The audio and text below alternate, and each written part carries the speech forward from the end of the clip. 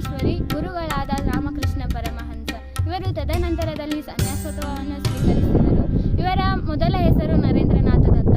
ಕೇಂದ್ರೀಯ ರಾಜನ ಸಲಹೆ ಮೇರೆಗೆ 1892ರಲ್ಲಿ ನರೇಂದ್ರನಾಥ ಎನ್ನುವ ಹೆಸರು ಸ್ವಾಮಿ ವಿವೇಕಾನಂದ ಎಂದು ನಾಮಕರಣ ಮಾಡಲಾಯಿತು.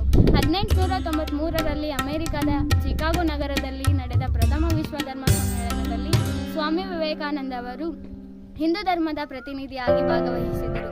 ಅಲ್ಲಿ ಅವರು ವೇದಾಂತದ ಕುರಿತು ಮಾಡಿದ ಭಾಷಣ ಅವರನ್ನು ವಿಶ್ವಖ್ಯಾತರನ್ನಾಗಿ ಮಾಡಿದರು. ಭಾರತವನ್ನು ಕಾಲ್ನಡಿಗೆಯಲ್ಲಿ ಸಂಚರಿಸಿದ ಇವರು ಭಾರತದ ಆಗಿನ ಸ್ಥಿತಿಗತಿಗಳನ್ನು ಕಂಡು ಮರಗಿದರು.